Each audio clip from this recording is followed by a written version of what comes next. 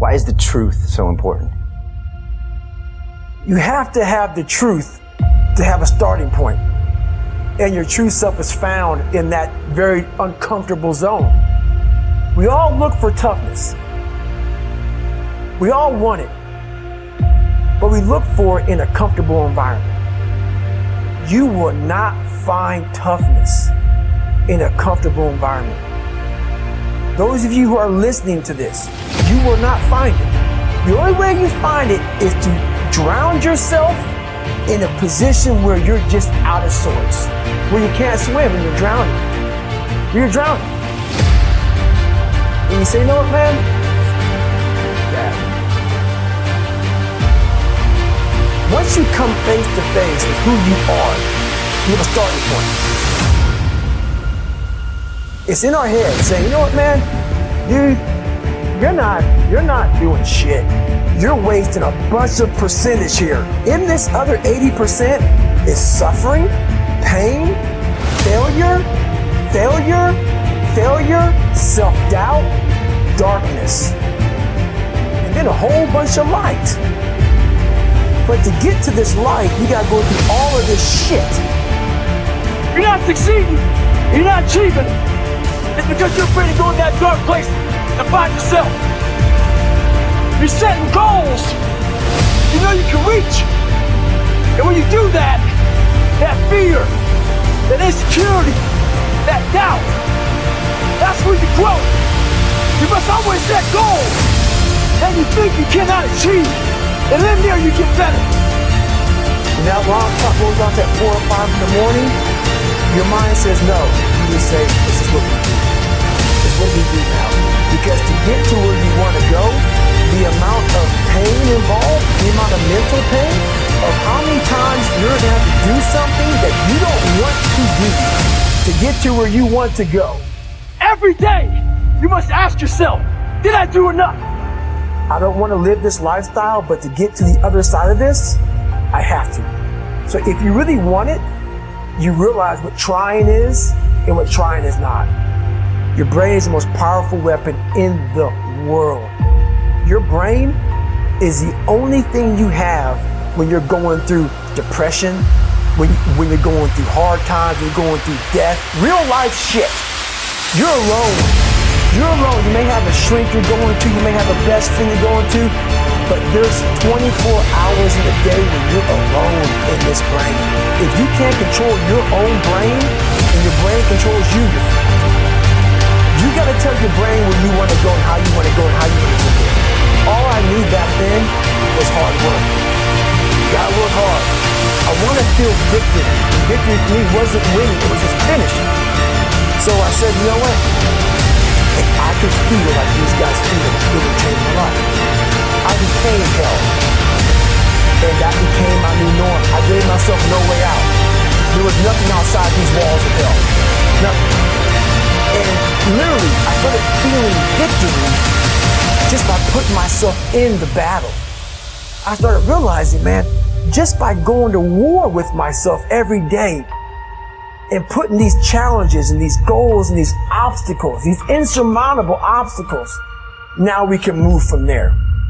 And no one really finds themselves without going through trials, tribulations, suffering, accountability. And accountability is suffering. Being accountable every fucking day for doing right for yourself, for the people next to you, it's miserable. And your true self is found in that very uncomfortable zone. That's where he came from. He came from all these fucked up obstacles, and now he's there. So everybody goes, how do you do that? You know exactly how to do that.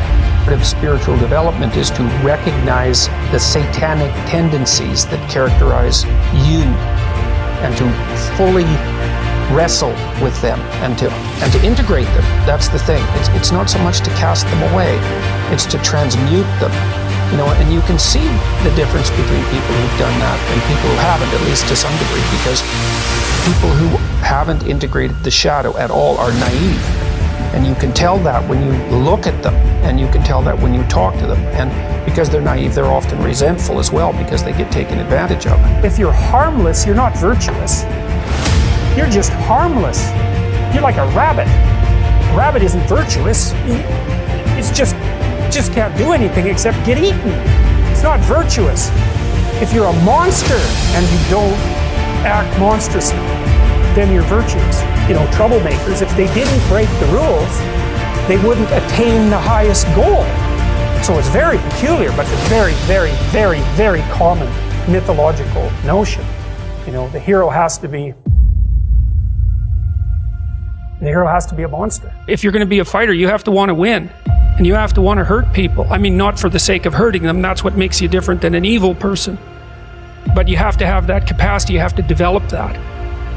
And, you know, that's the step on the way to enlightenment, weirdly enough, because that isn't what people think. It's in responsibility that most people find the meaning that sustains them through life. It's not in happiness. It's not in impulsive pleasure. Those things blow away at the first ill wind. But to adopt the responsibility for your own well-being and to try to put your family together and to try to serve your community and to try to seek for eternal truths and to live them, that's the sort of thing that can ground you in your life enough so that you can withstand the difficulty of life. It's very helpful for people to hear that they should make themselves competent and dangerous and take their proper place in the world, because it's the alternative to being weak. And weak is not good. And life is a very difficult process. You're not prepared for it unless you have the capacity to be dangerous. That doesn't mean that you should be cruel. It doesn't mean any of that. Those who have swords and know how to use them but keep them sheathed will inherit the world. You have to be powerful and formidable and then peaceful in that order. And that's not the same as being naive and weak and harmless, which is what young men are being encouraged to be. Because naive, weak, and harmless means that you can't withstand the tragedies of life. You can't bear any responsibility. You'll end up bitter. And when you get bitter, then you get dangerous. What the young men really need to hear this more, I think, is that you should be a monster. You know, because everyone says, well, you should be harmless, virtuous. You shouldn't do anyone any harm. You should sheath your competitive instinct. You shouldn't try to win. You know, you don't want to be too aggressive. You don't want to be too assertive. You want to take a back seat and all of that. It's like, no. Wrong. You should be a monster, an absolute monster, and then you should learn how to control it. Someone who is incapable of cruelty is a higher moral being than someone who is capable of cruelty. And I would say, and this follows Jung as well, that that's incorrect, and it's dangerously incorrect, because if you are not capable of cruelty, you are absolutely a victim to anyone who is. Part of the reason that people go watch anti-heroes and villains is because there's a part of them crying out for the incorporation of the monster within them, which is what gives them strength of character and self-respect, because it's impossible to respect yourself until you grow teeth. And if you grow teeth, then you realize that you're somewhat dangerous, or maybe somewhat seriously dangerous, and then you might be more willing to demand that you treat yourself with respect and other people do the same thing. And so that doesn't mean that being cruel is better than not being cruel. What it means is that being able to be cruel and then not being cruel is better than not being able to be cruel. Recognizing yourself as the locus of evil, let's say, gives you far more respect for yourself. I found that nothing in life is worthwhile unless you take risks.